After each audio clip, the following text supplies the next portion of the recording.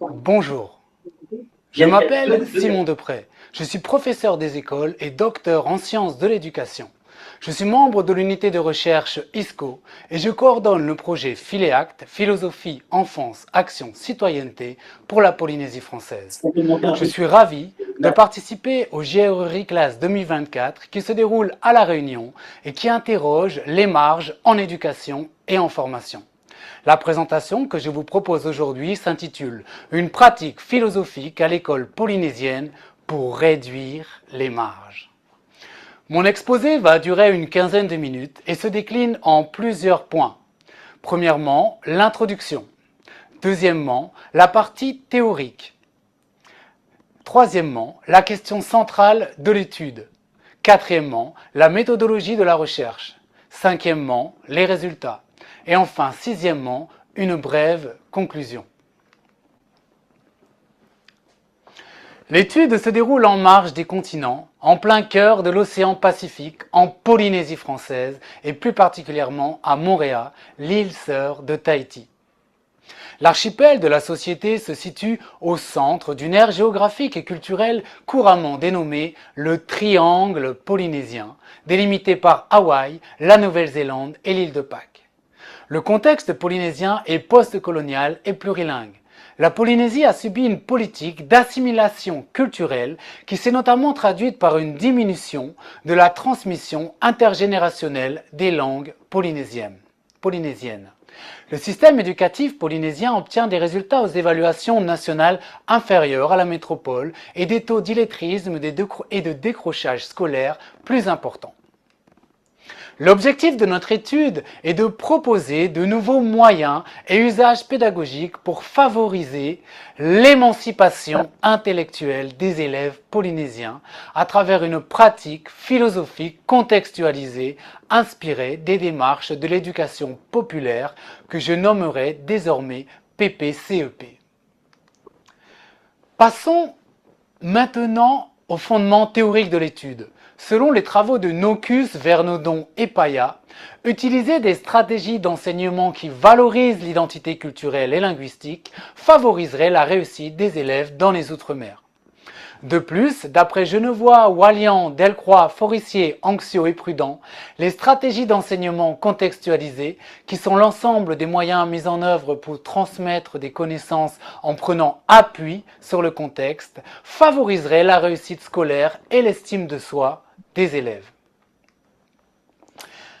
En outre, comme le soulignent Ovart et Delépine, il serait possible de s'inspirer des démarches de l'éducation populaire pour créer de nouveaux outils. Enfin, pour terminer, selon Delavergne, la posture de praticien-chercheur permettrait de réduire les marges entre les mondes scientifiques et professionnels. À partir de ces considérations théoriques, la question centrale qui nous préoccupe est la suivante.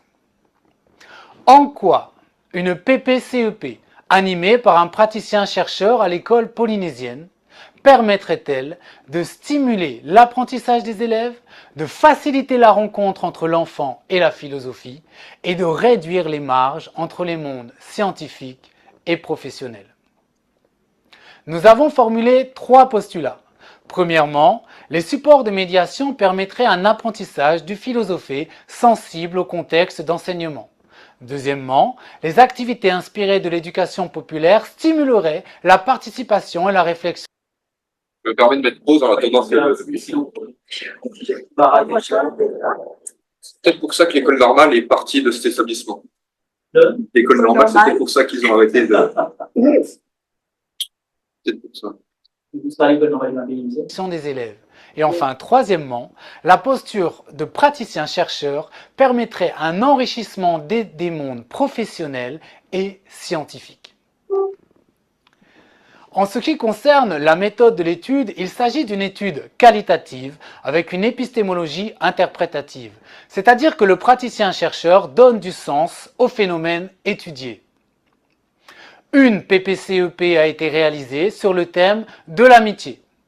La population se compose d'une cohorte de 18 élèves âgés de 7 à 8 ans, inscrits à l'école de Popo à Moorea, et d'un praticien-chercheur, c'est-à-dire une personne qui a plusieurs casquettes, qui est à la fois professeur des écoles, chercheur, docteur en sciences de l'éducation, qualifié en tant que maître de conférences. Au niveau des stratégies d'enseignement, la contextualisation didactique repose sur le choix des supports de médiation culturelle utilisés en amont de la PPCEP pour faire réfléchir les élèves sur la notion d'amitié. Les enfants ont tout d'abord appris une poésie en tahitien nommée Te Hoara'a Damaru Areia. Ensuite, ils ont lu un album de littérature de jeunesse nommé Te Hoamau, disponible en libre accès sur le site eBooks Éducation. La démarche inspirée de l'éducation populaire que nous avons testée dans le cadre de cette étude est celle des nappes tournantes. L'objectif est de faire réfléchir et de partager sur un thème, celui de l'amitié. Phase 1. Entre 2 et 5 minutes, chaque élève écrit sa question, son idée sur le thème sur le morceau de nappe qui est devant lui. Phase 2. Au signal de l'animateur, chacun se lève et se décale d'une place, lit l'apport de son prédécesseur et enrichit les échanges écrits de sa réflexion. On effectue ainsi plusieurs déplacements jusqu'à revenir à sa place initiale. Pour la collecte et le traitement des données, la PPCEP a été photographiée, puis les échanges écrits ont été analysés a posteriori. Notre méthode d'analyse porte sur 3 volets. Premièrement, la portée philosophique et culturelle des supports de médiation. Deuxièmement, l'engagement des élèves lors des activités inspirées de l'éducation populaire et la rigueur intellectuelle des échanges. Et troisièmement, la posture de praticien-chercheur. Les supports de médiation endogène stimulent la réflexion des élèves. La poésie et l'album de littérature de jeunesse en langue tahitienne illustrent de façon singulière des attributs du concept d'amitié. Les élèves se sont appuyés sur la compréhension et l'interprétation des textes pour commencer à discuter, à réfléchir, à problématiser. De plus, ces supports inducteurs agissent comme des stimulus qui captent l'attention des élèves. En outre, la mise en œuvre d'un modèle éducatif bilingue apporte une dimension affective qui favorise l'engagement des élèves et un processus de réappropriation culturelle. Enfin, ces outils facilitent la rencontre entre le monde de l'enfance et la philosophie. L'activité des nappes tournantes, qui est inspirée de l'éducation populaire, rend l'atelier de philosophie plus convivial, plus participatif. Elle permet aux enfants de discuter différemment à travers un temps d'expression écrite qui favorise l'apprentissage du philosophé. Prenons quelques exemples concrets qui sont issus du corpus de données. Certains élèves ont écrit que l'amitié n'est pas facile. La pensée de ces élèves rejoint sensiblement celle de Derrida, qui souligne pour sa part que l'amitié requiert du courage, de la délicatesse, la reconnaissance des différences. Un autre enfant écrit que l'amitié, c'est de jouer avec quelqu'un de confiance qui reste avec toi pour toujours. Ces propos reflètent la pensée de Cicéron, qui stipule de son côté qu'une relation d'amitié nécessite la franchise, la vérité, la sincérité. Continuons avec un autre élève qui a écrit que l'amitié, c'est aider nos amis quand il y a des difficultés. Ces propos rejoignent ceux d'Aristote qui mentionne que l'ami agit comme un phare dans la nuit qui procure une sécurité pour traverser les épreuves de la vie. Par ailleurs, l'activité des nappes tournantes a permis aux élèves d'entrer dans un processus de problématisation à travers l'écriture de questions sur la notion d'amitié qui soulève la polémique, la controverse possible. Faut-il toujours aider ses amis? Doit-on toujours garder le secret de ses amis? Les amitiés entre les filles sont-elles plus fortes que celles des garçons? Ces questions pourront être abordées à la prochaine séance de philosophie avec les enfants. La posture de praticien-chercheur permet une science connectée à la réalité du terrain. La spécificité du praticien-chercheur réside dans le fait que son milieu professionnel nourrit ses investigations scientifiques et vice-versa. Ses recherches modifient sa pratique professionnelle. La posture de praticien-chercheur engrange une dynamique vertueuse qui permet d'enrichir les deux mondes, professionnel et scientifique. De plus, le praticien-chercheur a une posture scientifique complémentaire et valide. Il combine simultanément plusieurs statuts. Il ouvre les frontières grâce à sa double posture de professionnel et de scientifique. Les phénomènes étudiés de l'intérieur permettent une épistémologie interprétative originale, non pas meilleure que celle d'un chercheur lambda, mais plutôt complémentaire et inédite.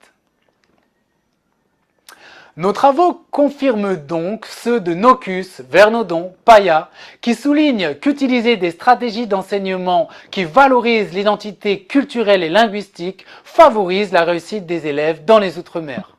Notre étude confirme aussi les travaux de Genevois, Wallian, Delcroix, Forissier, Anxieux et Prudent, qui préconisent d'utiliser des stratégies d'enseignement contextualisées pour favoriser la réussite scolaire et l'estime de soi des élèves.